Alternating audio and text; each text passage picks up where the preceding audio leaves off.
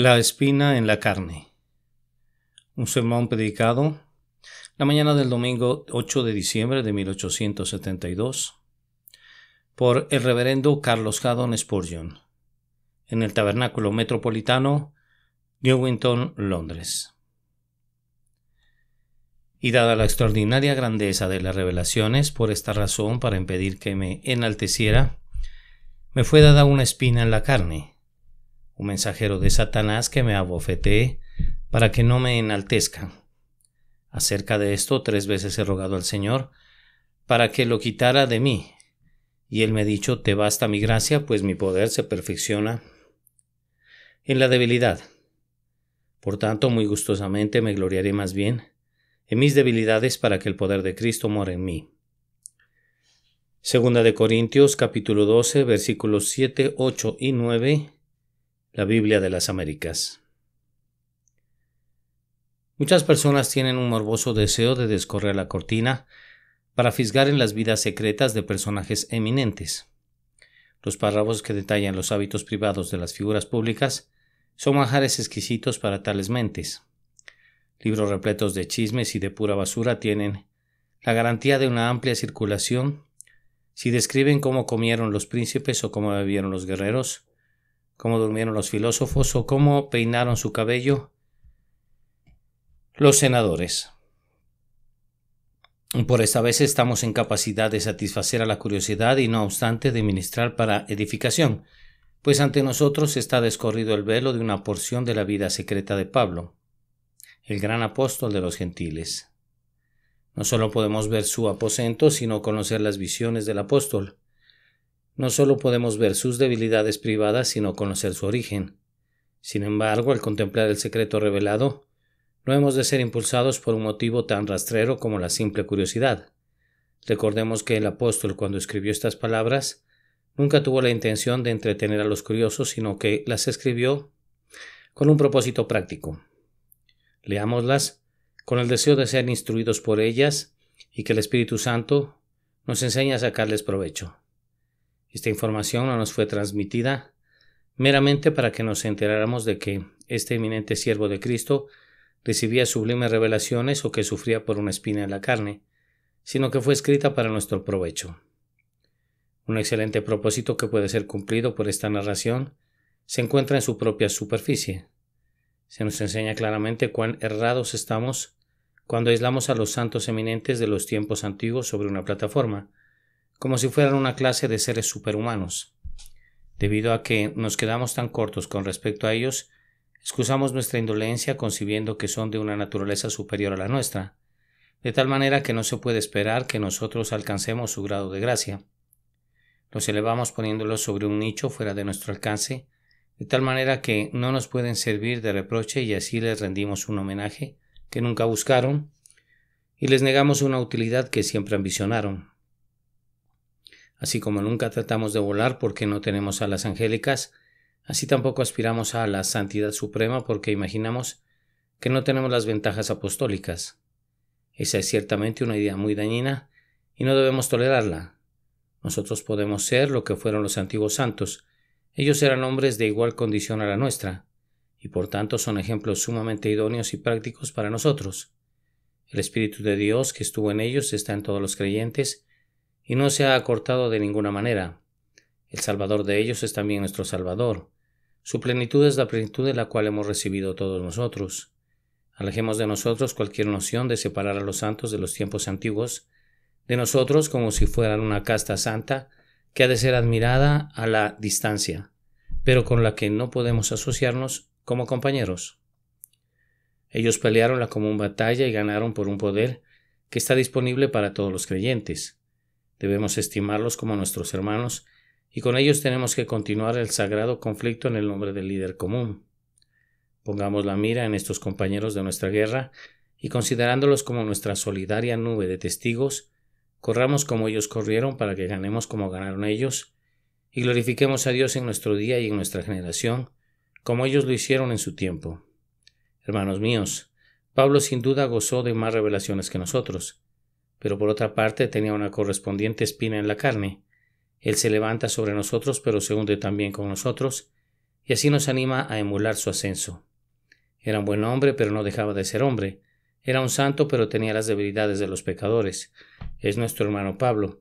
Aunque en nada haya sido inferior a aquellos grandes apóstoles, ya leer sobre su experiencia esta mañana, espero que seamos conducidos a sentir una comunión con él, y así nos veamos estimulados a imitarlo. Nuestro texto nos ofrece para nuestra consideración, antes que nada, un peligro al que estaba expuesto el apóstol, para impedir que me enalteciera, dice. Hablemos primero respecto a eso. He aquí un peligro al que todos estamos en mayor o menor medida expuestos. Aunque el apóstol Pablo estaba especialmente sujeto a ese peligro, debido a sus circunstancias peculiares, había sido arrebatado hasta el tercer cielo. Cosas secretas nunca antes vistas quedaron al descubierto ante su mirada, y no solo fue colmada su mirada, sino que sus oídos fueron también saciados, pues oyó palabras que eran irrepetibles, y que de haber podido repetirlas no habría sido conveniente ni siquiera que las susurrara a los oídos sin purificar de la humanidad. Él había sido arrebatado hasta la parte más recóndita del tercer cielo, a ese paraíso secreto donde Cristo mora con sus santos perfeccionados. Pablo había entrado en la más íntima comunión posible con Dios para un hombre que permanece todavía en esta vida. ¿No debería sentirse un poco enaltecido? Seguramente la exaltación ha de llenar el pecho del hombre que ha sido llevado dentro del velo para ver a su Dios y para oír las indecibles armonías. Era natural que se enalteciera y no era normal que estuviera en peligro de ser exaltado desmedidamente. El enaltecimiento devoto rápidamente genera la autoexaltación. Cuando Dios nos enaltece, solo queda un paso adicional, es decir, que nos exaltemos a nosotros mismos y entonces caemos ciertamente en un grave mal. Yo me pregunto cuántos de nosotros podríamos soportar recibir tales revelaciones como las que Pablo recibió. Oh Dios, en tu bondad, tú puedes muy bien evitarnos favores riesgosos de ese tipo. No tenemos ni cabeza ni corazón para sostener un peso tan vasto de bendición. Nuestra plantita no necesita que un río riegue su raíz. El tierno rocío le basta, pues la corriente podría arrastrarla. ¿A cuántos ha bendecido Dios en el ministerio durante un breve tiempo, o si no en el ministerio en alguna otra forma de servicio? Y ¡ay! Cuán pronto se ha crecido con el engreimiento y se han vuelto demasiado grandes para que el mundo los contuviera. Inflados por la vanidad, la honra puesta sobre ellos ha cambiado su cerebro y se han extraviado en una locura ruin, en pura vanidad o en el pecado corruptor. Muchas ramas y una escuálida raíz han derribado el árbol. Una ala liviana ha convertido al pájaro en la diversión del huracán. Incluso la barca de Pablo, cuando gozaba del viento tan poderoso de la revelación divina, casi se hundía por sus ráfagas y habría naufragado totalmente si no hubiese sido porque el Señor echó en su interior el lastre sagrado del cual tendremos que hablar en breve, cuando consideremos la aflicción preventiva que salvó a Pablo de ser exaltado sin medida. Ahora observen que si Pablo estuvo en peligro, nosotros no podemos esperar escaparnos del peligro, pues Pablo era eminentemente un santo, era eminentemente un hombre humilde, era eminentemente un hombre sabio y era eminentemente un hombre experimentado. Aunque especialmente favorecido, él era alguien para quien los más sublimes privilegios no eran unos eventos extraordinarios que lo intoxicaran con vanidad. Pablo habría disfrutado de honores terrenales, habría sido anteriormente un rabí altamente estimado entre sus coterráneos, pero esto no elevó su orgullo. Él estimaba todos sus honores como pérdidas por causa de Cristo. Posteriormente se convirtió en un apóstol bien amado de Jesús, y la narración de sus hechos y de sus sufrimientos que tenemos en el capítulo precedente es demasiado larga para poder darles ni siquiera un resumen, y con todo no pareciera que fuera enaltecido por ello. Pablo realizó 1000 maravillas de heroísmo y las dejó todas tras de sí, siguiendo adelante como si hasta entonces no hubiera hecho nada, y cuando hubo hecho todo se consideraba menos que el más íntimo de los santos, o más bien el más ínfimo de los santos, y decía que era el primero de los pecadores. De ninguna manera era un hombre pueril y vano, sino que era un hombre de una gran mente, de una honda comprensión y de un profundo conocimiento. No era influenciado fácilmente por la aprobación, ni se engreía con la autoestima. Aunque sabía mucho, también sabía que solo conocía en parte, y aunque su juicio era muy agudo, como en efecto lo era, exclamaba a menudo: «¡Oh, profundidad!». El suyo era un intelecto espléndido, bien balanceado y santificado por la gracia de Dios. Sin embargo, a pesar de todo eso, Pablo corría el riesgo de ser exaltado desmedidamente. Entonces, cuanto más proclives a correr ese riesgo somos nosotros, que no tenemos su juicio, que no tenemos su conocimiento, que no hemos ocupado nunca una posición tan excelsa y que nunca hemos realizado unas obras tan poderosas. Si una columna tan sólida tiembla, ¿qué peligros no rodean a unas pobres cañas sacudidas por el viento? Observen que, en el caso de Pablo, el favor que amenazaba con intoxicarlo de orgullo era uno que no operaba de la manera común y burda en la que las tentaciones a la vanidad asedian usualmente a la humanidad. La mayoría de los hombres que son enaltecidos desmedidamente se engríen con la aprobación de sus semejantes, aman la adulación, cortejan la estimación, y las palabras de admiración son el propio alimento del que se alimentan sus almas. Pero los dones del cielo de Pablo no eran cosas que tendieran a provocar la alta estimación de sus semejantes. Es probable que si Pablo les hubiera hablado a sus colegas discípulos y les hubiera dicho «he gozado de revelaciones», ellos habrían dudado de su declaración o le habrían dado muy poca importancia, y si le hubiese hablado sobre el tema al grupo de judíos y de paganos, que no pertenecían a su círculo, más que nunca se habría convertido en el blanco de su ridículo. ¿Qué hubiera provocado más la risa de los griegos o el escarnio de los romanos, o la ira de los judíos, que oír que Pablo, el fabricante de tiendas, había penetrado en el mundo invisible y había oído palabras inefables que no le era dado expresar? Hermanos, pueden ver que nuestro apóstol no fue tentado con la tentación común y vulgar de la adulación y de la lisonja. Su alma habría dominado fácilmente un ataque tan ruin y habría hollado el mal como al lodo en las calles, pero la tentación era más sutil y más adaptada al noble calibre del hombre. Pablo era un hombre eminentemente independiente, un hombre que había aprendido a pensar por sí mismo, a hablar por sí mismo y a actuar por sí mismo, y ahora la tentación era que debía decirse en el interior de su propia alma: soy el único que ha visto con estos ojos lo que otros no han visto, soy un hombre dotado de vista entre unos viejos ciegos y seniles. ¿Qué saben esos seres rastreros? ¿Qué son ellos comparados conmigo? Yo soy un favorito del cielo. He sido favorecido por el Eterno con un boleto de admisión en su salón de audiencias privadas. Yo soy algo más que el resto de los hijos de los hombres. A Pablo no le importaba en absoluto ni el enojo ni la sonrisa de los hombres, ya que estaba por encima de todo eso. Pero su tentación yacía en su interior y por eso era más fácil enfrentarla. O más bien, mucho más difícil enfrentarla. Pudiera ser, hermanos, que algunos de ustedes, careciendo de revelaciones, poseyeran un algo en su interior, una profunda experiencia, una penetración secreta en la médula de la palabra divina, un íntimo conocimiento de alguna porción de la verdad divina, y aunque a ustedes no les importara la estimación de sus semejantes ni se engrieran por la alabanza, con todo este reconocimiento personal de que ustedes tienen algo que otros no tienen, este sentido de superioridad sobre ellos en algunas cosas, pudiera ser para ustedes una diaria piedra de tropiezo y pudiera crear en ustedes un desmesurado amor propio. Ahora bien, observemos que aunque en la versión particular de Pablo esta tentación a la exaltación desmedida pudiera no ser muy común en estos días, con todo en alguna forma u otra acecha a los mejores cristianos. El común de los cristianos, y son muy numerosos, pudiera no ser tentado en este sentido, pero los espíritus selectos, los elegidos de los elegidos, la élite de los santos de Dios, son propensos a ser acosados por esta tendencia, a ser enaltecidos desmedidamente, gracias a la abundancia de especiales revelaciones. Algunos cristianos verdaderos tienen una tendencia constitucional hacia un amor propio desmedido. Nunca yerran por timidez, pero por otro lado son conducidos fácilmente a la confianza en ellos mismos. Todo hombre ama el encomio de sus semejantes. Ningún ser humano viviente es indiferente a eso. El altivo para conseguirlo soporta trabajo tras trabajo. El modesto lo evade, pero para asegurarlo. En vano nos jactamos de no preocuparnos al respecto. Nos preocupa en verdad y nuestro deber es mantener esa propensión bajo control. Aquel que piensa que es humilde es probablemente el hombre más soberbio del lugar, pero hay algunos hombres en quienes la conciencia de sí mismo es tan preponderante y tan evidentemente poderosa que puedes verla en casi todo lo que hacen. Si son cristianos, su lucha consiste en mantenerla dominada, pero se manifestará en la forma de ofenderse muy fácilmente porque no se les toma en cuenta en alguna buena obra, o de irritarse fácilmente porque se imaginan que alguien se les está oponiendo, cuando probablemente ese alguien nunca pensó en ellos. La prominencia exagerada del ego es la falla de muchos y el peligro de todos.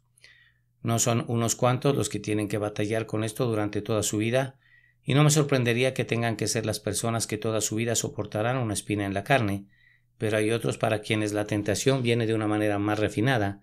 Ellos tienen más conocimiento que aquellos entre quienes moran.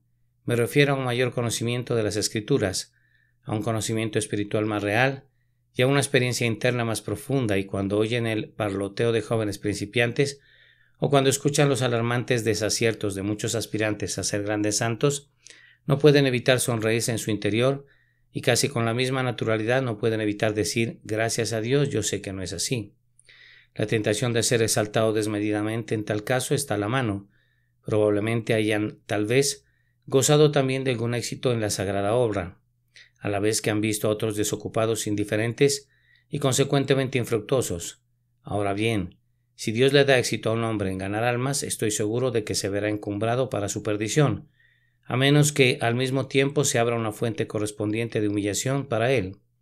Tenemos que regocijarnos por el éxito espiritual, pues sería ser ingrato no hacerlo, pero debemos estar en guardia contra la jactancia del espíritu. Mi querido amigo, si el Señor te hiciera el progenitor espiritual de una veintena de almas, ¿no sentirás tú ninguna euforia en el interior de tu espíritu al ver estas saetas en mano del valiente, estos hijos espirituales habidos en la juventud? ¿No sentirás ningún aumento de gozo? ¿No dará nunca un vuelco el corazón del Padre a la vista de su progenie? Tenemos que regocijarnos y lo haremos. Nadie nos impedirá esta sagrada alegría. Pero fíjense bien que allí estará nuestro peligro. Entre las flores de la gratitud crecerá la cicuta del orgullo, mientras que nuestros pensamientos de gratitud, como ángeles, adoran al Señor, el Satanás de la autoexaltación se introducirá en medio de ellos. Es sumamente digno de notarse que, de todas las cosas de las que hemos hablado, ninguna de ellas constituye una base justificable para la jactancia, si es que alguna vez pudiese haber una tal base. ¿Qué importa que un creyente hubiese recibido más iluminaciones divinas que su prójimo? ¿Acaso no se las dio el Señor? ¿Por qué habría de jactarse como si no hubiese recibido esos favores? ¿Su propia razón, su ingenio y su esfuerzo generaron esas cosas? Supongan que dos mendigos se encuentran en la calle. A uno le doy un chelín y al otro le doy un centavo. ¿Acaso el hombre que recibió el chelín habría de estar orgulloso y habría de gloriarse ante su compañero? Si le doy la mayor limosna, independientemente de cualquier consideración de mérito, sino simplemente porque decido hacer lo que quiero con lo mío, ¿habría el de jactarse? Sin embargo, así somos de necios. Generalmente la jactancia más estentoria en este mundo es provocada por circunstancias accidentales. Si hay un muchacho en la escuela que es presumido, no es el muchacho que ha trabajado duro y consistentemente sus estudios y que por eso ha obtenido una posición distinguida, pero el joven jactancioso es generalmente un genio juvenil que tiene gran disposición para cumplir sus tareas, pero que es tan indolente como es dotado. No se encuentra a menudo que el hombre que haya realizado un gran invento y que haya bendecido a sus semejantes con un valioso descubrimiento asuma aires de grandeza, pero el comportamiento del aristócrata sin cerebro que debe su posición al accidente de su nacimiento es altivo. Si hemos de gloriarnos, esperemos hasta que podamos hacerlo legítimamente. Pero las riquezas de la gracia soberana son prostituidas cuando se convierten en objeto del orgullo. ¿Acaso Jesús, que tenía todas las cosas en sí mismo, habría de ser humilde y nosotros, que lo debemos todo a su caridad, habríamos de ser encumbrados? Dios no lo quiera. Amados, por encima de todas las cosas es peligroso que un cristiano sea enaltecido desmedidamente, pues si lo fuera le robaría su gloria a Dios, y este es un gran crimen y un grave delito. El Señor ha dicho: a otro no daré mi gloria. Es malo dar la gloria de Dios a imágenes esculpidas, pero usurparla para nosotros mismos no es de ninguna manera mejor. Yo no veo ninguna diferencia entre la adoración de un Dios de piedra y la adoración de un Dios de carne. El yo es un ídolo tan degradante como Vishnu, señor del mundo, o la diosa Keil. Dios no honra al hombre que retiene el honor para sí mismo. Lo exalta al manso, pero abate al altanero. La autoexaltación es igualmente mala para la Iglesia, con la que el hombre se asocia, y entre más prominente sea, más pestilente es su pecado. Si Pablo se hubiera exaltado, habría sido posteriormente de poca utilidad para la Iglesia gentil. Se habría buscado a sí mismo y no a las cosas de Cristo, y muy pronto se habría convertido en un fundador de partidos y en el líder de una secta. El clamor de "Yo soy Pablo" habría sido una dulce música para él, y habría alentado de todas maneras a quienes lo adoptaban, de tal manera que un cisma habría sido el resultado de esto, si hubiera enaltecido o si hubiera sido enaltecido desmedidamente, se habría podido convertir en un rival más bien que en un siervo de Jesús. Habría podido desdeñar su humilde oficio y haber aspirado a enseñorearse de la herencia de Dios. Habríamos tenido noticias de él como un reverendísimo Padre en Dios, más bien que como el siervo de Jesucristo y de su Iglesia. También habría sido perjudicial para los pecadores impíos, pues un engreído Pablo no habría ido nunca de ciudad en ciudad para ser perseguidor, o más bien perseguido por predicar el Evangelio. Los predicadores engreídos no ganan los corazones de los hombres. Aquel que se autoexalta no exaltará nunca al Salvador, y aquel que no enaltece al Salvador no ganará nunca las almas de los hombres. Y habría sido pésimo para el propio apóstol, pues ante el quebrantamiento, o antes de este, está la soberbia, y antes de la caída la altivez de espíritu. En la historia de Pablo habríamos tenido un terrible ejemplo de cómo los hombres pueden ser como Lucifer, el hijo de la mañana, en cuanto al fulgor, y no obstante de cómo pueden caer como Lucifer en la negrura de las tinieblas perdurablemente. Si Dios no hubiera tomado a Pablo de la mano, el peligro que le rodeaba habría sido fatal para él. Habría sido un peligro también para la gloria de Dios, para Pablo mismo, para los pecadores, para el Evangelio y para su propia salvación. Así ha hablado sobre el peligro. Ahora, en segundo lugar, consideremos la medida preventiva. Pablo dice: me fue dada una espina en la carne, un mensajero de Satanás que me abofetee, para que no me enaltezca. Ahora noten cada una de estas palabras. Primero dice: me fue dada. Él reconocía que su gran tribulación era un don. Mejor dicho, no dice me fue infligida una espina en la carne, sino me fue dada. Por eso, él decía que era un don. Este es un santo reconocimiento. Oh Hijo de Dios, entre todos los bienes de tu casa, no tienes un solo artículo que sea una mejor señal del amor divino hacia ti que tu cruz cotidiana. A ti te alegraría liberarte de ella, pero si te fuera retirada perderías el tesoro más preciado. Bendito sea Dios por el crisol y por el horno. Me fue dada una espina en la carne. La rica gracia donó la bendición. Al principio el apóstol pudiera no haber visto que su espina era un don, pero después, cuando la experiencia le hubo enseñado la paciencia, llegó a ver este tormento agudo, punzante y supurante como una bendición de su Padre Celestial. Tú, oh ser atribulado, llegarás a hacer lo mismo uno de estos días. Cuando el barco fue botado en el río la primera vez y estaba a punto de atravesar el océano, se sentía ligero y airoso, y listo para hendir las olas, de tal manera que ansiaba un viaje a través del Atlántico para poder volar como un pájaro marino sobre la cresta de las olas. Pero súbitamente, para su aflicción, el galante barco fue detenido en su carrera y fue anclado cerca de un banco de arena y guijarros, y los marineros comenzaron a echarle piedras y tierra en su interior. Entonces la barca murmuró: ¿qué? ¿He de ser llenada de peso y ser hundida en el agua con un cargamento de cieno y de mugre? ¡Qué estorbo para mi velocidad! Yo pensé que podía volar ahora mismo como un pájaro marino. ¿He de ser cargada hasta llegar a ser como un leño? Así fue, pues de no haber sido lastrado el barco, pronto había naufragado y nunca hubiera alcanzado el puerto anhelado. Ese lastre fue un don como si se hubiese tratado de barras de oro o de lingotes de plata. De igual manera, sus tribulaciones, sus problemas y sus debilidades son dones para ustedes, oh creyentes, y tienen que considerarlos como tales. El apóstol dice: me fue dada una espina. Noten eso, una espina. Si la palabra en inglés expresa el significado exacto, y yo pienso que es muy cercano a él, no tienen que tener problemas para entender el símil. Una espina es algo muy pequeño que indica una prueba dolorosa, pero no letal. No es una aflicción gigantesca, aplastante o sobrecogedora, sino algo trivial. No es menos dolorosa. Con todo, por trivial e insignificante, una espina es algo agudo que pincha, perfora, irrita, lacera, que se encona y que provoca un dolor y una incomodidad interminables. Sin embargo, es casi algo secreto, no muy obvio para nadie excepto para quien la sufre. Pablo tenía una secreta aflicción en algún lugar, yo no sé dónde, pero cerca de su corazón, que le irritaba continuamente doquiera que estuviera, lo vejaba y lo lesionaba perpetuamente. Una espina, una cosa trivial, una cosa que puede crecer en cualquier campo y caerle en suerte a cualquier ser humano. Las espinas son lo suficientemente abundantes y lo han sido desde que el padre Adán esparció el primer puñado de sus semillas. Una espina, nada que haga a un hombre notable o que le dé la dignidad de una aflicción inusual. Algunos hombres se jactan de sus grandes pruebas y hay algo en sentir que tú eres un hombre grandemente afligido, pero una espina no podía dar ni siquiera esa desventurada satisfacción. No era una espada que hiere los huesos o una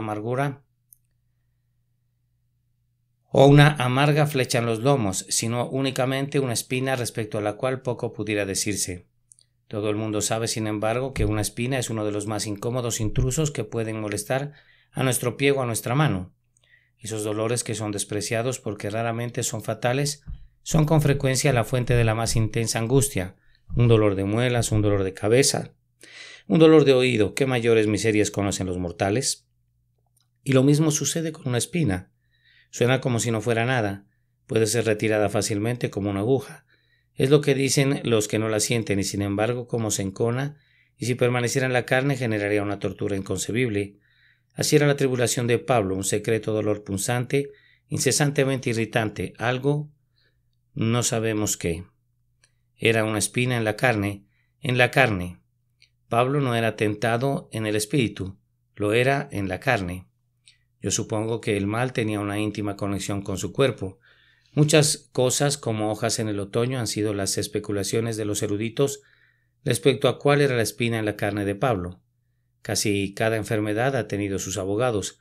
A mí me complació particularmente descubrir que Rosenmöller pensaba que se trataba de la gota, pero otros críticos piensan que se trataba de una debilidad visual, de un tartamudeo o de una tendencia hipocondríaca. Richard Baxter, quien sufría de un desorden muy doloroso que no necesito mencionar, pensaba que el apóstol era un compañero de sufrimiento. Un teólogo es de la opinión que Pablo sufría el dolor de oído, y yo encuentro generalmente que cada expositor ha seleccionado la particular espina que ha perforado su propio pecho. Ahora bien, yo creo que el apóstol no nos dijo cuál era su afección peculiar, para que cada uno de nosotros pudiera sentir que se identificaba con nosotros, para que cada uno de nosotros pudiera crecer en la nuestra, o más bien, pudiera creer que la nuestra no es una aflicción nueva. Era una aflicción principalmente del cuerpo y por el uso del término carne en vez de cuerpo, parecería que provocaba en el paciente alguna tentación carnal. Pudiera ser que no fuera así, pero con todo el escritor está tan acostumbrado a asociar la idea de pecado con la carne, que yo considero que no es una conjetura ociosa, que alguna tentación que el buen hombre consideraba que había vencido eficazmente recaía sobre él, en razón de su mal corporal y se convirtió para Pablo, por tanto, no meramente en una espina en su carne, sino en un mensajero de Satanás que lo tentaba a un mal que él aborrecía, y que por tantos días había sido tan hollado por su naturaleza más noble, que casi había llegado a pensar que tal propensión estaba extinta en su interior. Luego agrega un mensajero de Satanás. No era el propio Satanás, no era una tentación lo suficientemente grande para eso. Se trataba de un mensajero de Satanás, uno de los recaderos de Satanás, nada mejor. Una sugerencia de que se trataba de un espíritu maligno inferior. No la atribuye al gran espíritu maestro, sino a un mero mensajero del príncipe de las tinieblas. No era la intención de Dios que Satanás en esta ocasión saliera en contra de Pablo, pues un tal encuentro podría no haberlo humillado. Es algo grande luchar cara a cara y cuerpo a cuerpo con Satanás.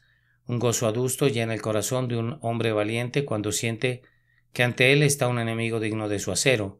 Un combate con el archienemigo, por tanto, pudiera no haber humillado a Pablo. Pero ser asediado por un diablo escurridizo y despreciable, no un diablo grande y grandioso, sino un mero lacayo del infierno y ser turbado y atormentado por un adversario tan despreciable, eso era amargo y humillante en sumo grado y por eso tanto mejor para el propósito para el que fue enviado, es decir, para prevenir que fuera encumbrado, que, parecía decir Pablo, ¿he de luchar con una tentación tan despreciable como esta?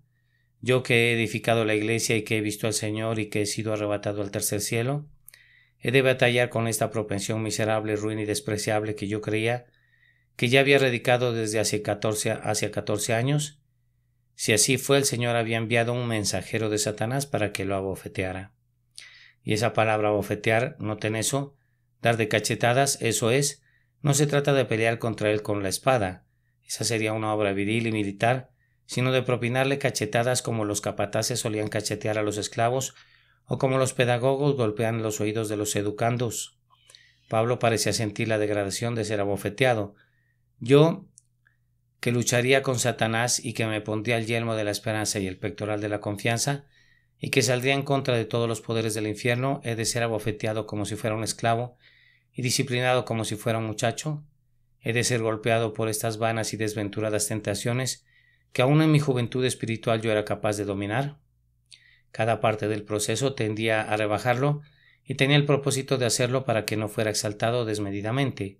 Pueden ver, hermanos, que esta medida preventiva estaba bien adaptada para cumplir su designio, pues seguramente haría volver al apóstol de los éxtasis y de las emociones, y lo haría sentir que estaba en el cuerpo después de todo. Pablo dijo una vez: si en el cuerpo no lo sé, si fuera del cuerpo no lo sé, pero cuando la espina en la carne lo estaba desgarrando, pronto resolvió esa cuestión. Esto lo hizo sentir que era un hombre igual que los demás. Había soñado tal vez que se estaba volviendo muy angélico, pero ahora se siente intensamente humano. Esto lo hizo sentir que solo era un hombre que, si bien estaba muy lleno de Dios, aún así era solo un hombre y que podía también quedar igualmente lleno del diablo, si fuera dejado de la gracia. Esto lo hizo sentir que era un hombre débil, pues tenía que batallar con bajas tentaciones que no parecían dignas de que se luchase con ellas. Tenía que recibir cachetadas y ser abofeteado en una pequeña medida, como los bebés en la gracia. Esto lo hizo saber que era un hombre en peligro y que necesitaba acudir presurosamente a Dios en busca de refugio, pues estaba listo para ser enaltecido desmedidamente, incluso por bendiciones divinas, y sujeto a ser provocado al pecado por unos meros bofetones de un espíritu maligno. De todo esto yo deduzco que la peor tribulación que un hombre puede experimentar pudiera ser la mejor posesión que tenga en este mundo, que el mensajero de Satanás pudiera ser tan bueno para él como su ángel de la guarda, que sería tan bueno para él ser abofeteado por Satanás como siempre lo fue ser acariciado por el propio Señor, que pudiera ser esencial para la salvación de nuestra alma, que no hagamos negocios solamente en aguas profundas, sino en aguas que remueven el cieno y la mugre. La peor forma de tribulación pudiera ser nuestra mejor porción presente. Percibo también que la peor experiencia y la más profunda pudiera ser solo el complemento necesario de la más excelsa y de la más noble. Quiero decir que pudiera ser necesario que seamos abatidos si somos encumbrados. Pudiera ser solo una parte integrante del clamor: más cerca de ti, mi Dios, más cerca de ti, que tengamos que gemir también: miserable de mí, ¿quién me librará de este cuerpo de muerte? Las dos experiencias encajan, una en otra como dos piezas de un rompecabezas, suben y bajan como las escalas de la balanza, y sin su acompañante cualquiera de ellas pudiera ser ruinosa para nosotros. Aprendamos también que no debemos envidiar nunca a otros santos. Si oímos que Pablo habla de sus visiones, recordemos la espina en su carne. Si nos encontramos con un hermano que se regocija abundantemente y a quien Dios reconoce y bendice, no concluyamos que su senda es sin obstáculos. Sus rosas tienen sus espinas, sus abejas sus aguijones. En cuanto a nosotros, no debemos desear nunca estar sin nuestras cruces cotidianas. El cometa se separó de su cuerda y en lugar de remontarse a las estrellas, descendió al lodo. El río se cansó de sus riberas restrictivas y ansió destruirlas para poder discurrir en el goce salvaje de la libertad. Los muros de contención se desplomaron. El río se convirtió en una fuerte corriente y llevó la destrucción y desolación doquiera que se precipitó. Denles rienda suelta a los corceles del sol, y aquí la tierra arderá. Desaten el cinturón a los elementos y reinará el caos. No debemos desear quedar libres nunca de las restricciones que Dios ha considerado conveniente ponernos. Son más necesarias de lo que soñamos. Recuerden cómo la vid, cuando estuvo atada a la estaca que la sostenía, se consideraba una mártir y ansiaba su libertad, pero cuando vio la vid silvestre a sus pies, pudriéndose en los humedales y languideciendo en medio de los calores, y sin producir ningún fruto, sintió cuán necesarias eran sus ataduras si sus racimos debían madurar alguna vez. Debes estar contento, querido hermano, por conservar la espina en la carne, si te salva de ser exaltado desmedidamente. Tercero, el efecto inmediato de esta espina en Pablo. Primero lo indujo a caer de rodillas. Acerca de esto 3 veces he rogado al Señor.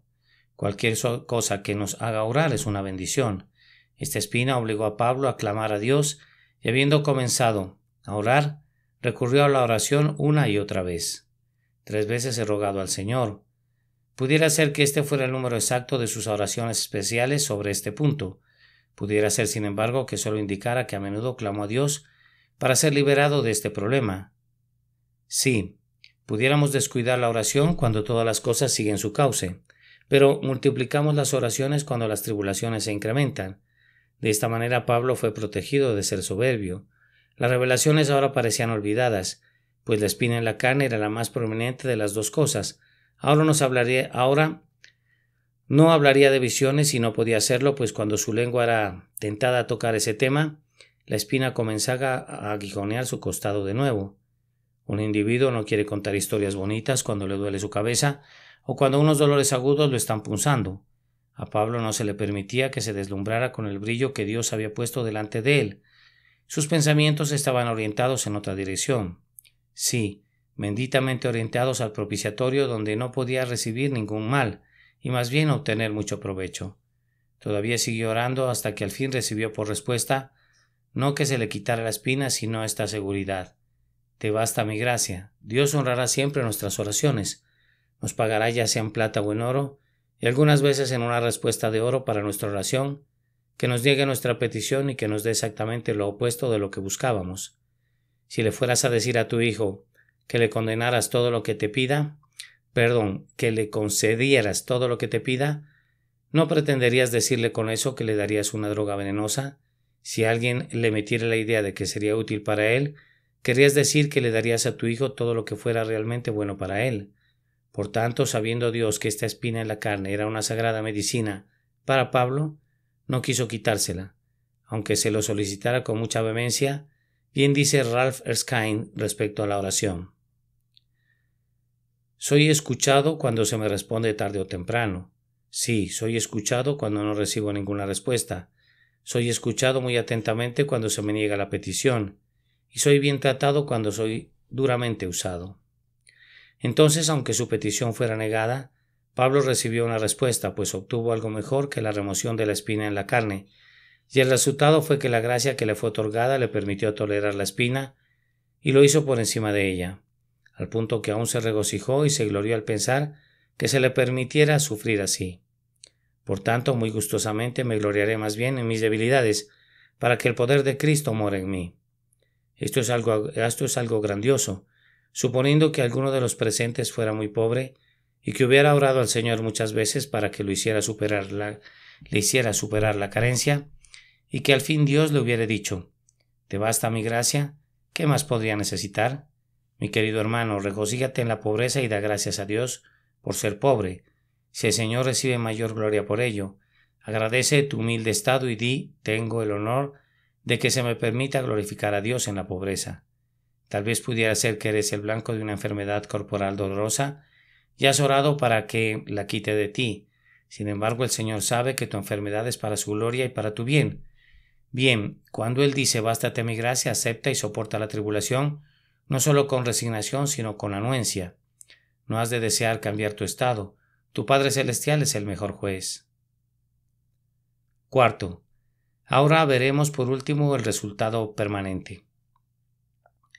El resultado permanente de esta medida preventiva en Pablo, por lo pronto ustedes ven que lo protegió de ser enaltecido, llevándolo a orar y conduciéndolo a recibir más gracia, pero permanentemente el remedio fue muy exitoso, pues a través del poder del Espíritu Santo lo mantuvo siempre humilde.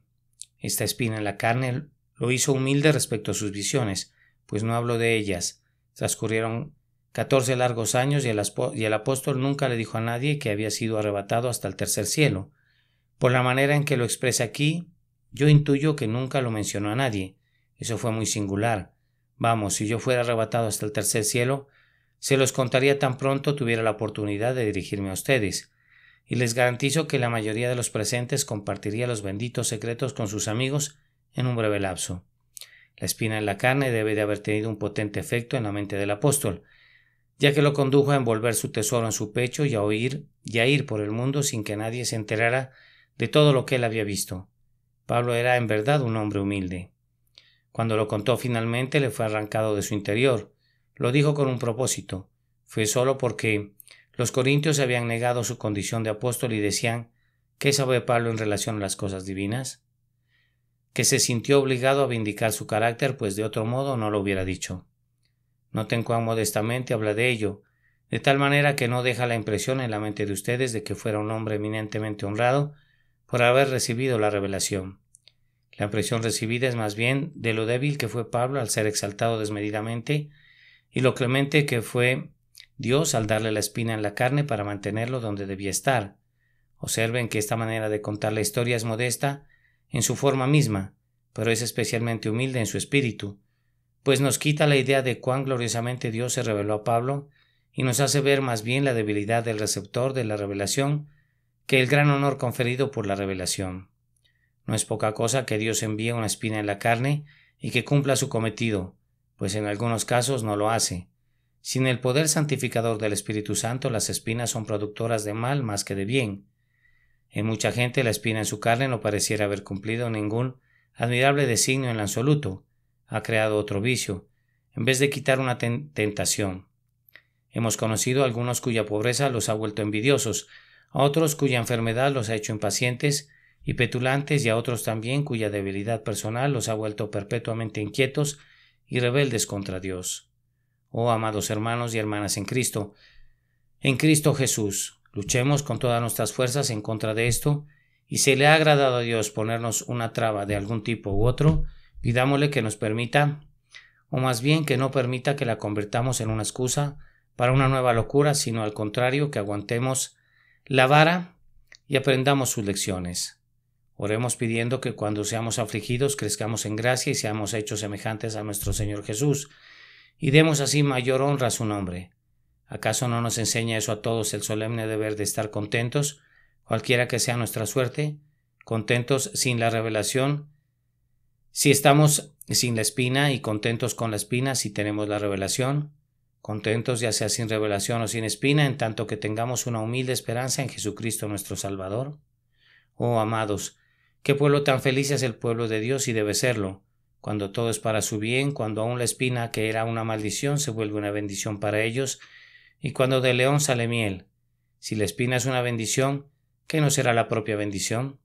Si los dolores punzantes de la tierra nos sanan, ¿qué no hará por nosotros los goces del cielo? Debemos alegrarnos. La nuestra es una porción dichosa. Prosigamos nuestro camino, regocijándonos porque somos favorecidos para poseer la vida eterna, y debemos cargar con nuestra cruz alegremente, puesto que pronto, cuán pronto, llevaremos nuestra corona. El último pensamiento es qué triste cosa ha de ser no ser un creyente en Jesucristo, porque tendremos espinas si no estamos en Cristo, pero esas espinas no serán bendiciones para nosotros. Yo entiendo que haya que beber una medicina amarga. Sí ha de curarme, pero ¿quién beberá ajenjo y hiel sin que se origine algún buen resultado?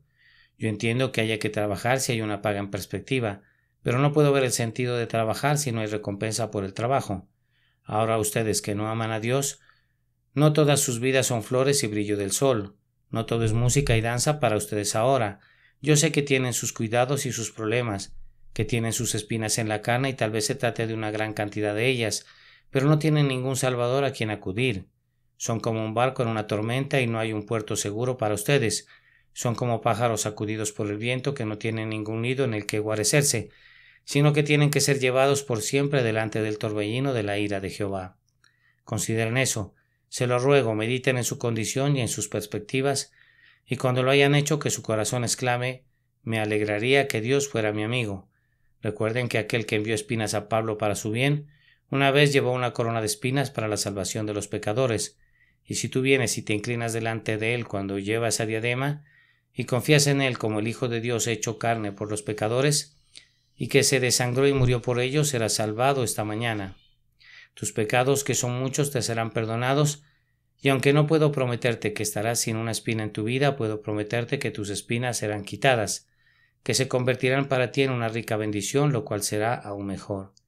Hay una espina que nunca tendrás. Si crees en Jesús, la espina del pecado no perdonado, el miedo de la ira venidera, tendrás la paz de Dios que sobrepasa todo entendimiento, que guardará tu corazón y mente por Cristo Jesús.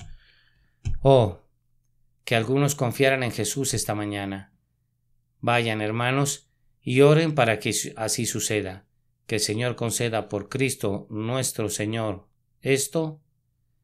Amén. La espina en la carne. Un sermón predicado la mañana del domingo 8 de diciembre de 1872 por el reverendo Charles Haddon Spurgeon en el Tabernáculo Metropolitano, Newington, Londres. Y dada la extraordinaria grandeza de las revelaciones por esta razón, para impedir que me enalteciera me fue dada una espina en la carne, un mensajero de Satanás que me abofetee, para que no me enaltezca. Acerca de esto 3 veces he rogado al Señor para que lo quitara de mí, y Él me ha dicho: te basta mi gracia, pues mi poder se perfecciona en la debilidad. Por tanto, muy gustosamente me gloriaré más bien en mis debilidades, para que el poder de Cristo more en mí. Segunda de Corintios, capítulo 12, versículos 7, 8 y 9, la Biblia de las Américas.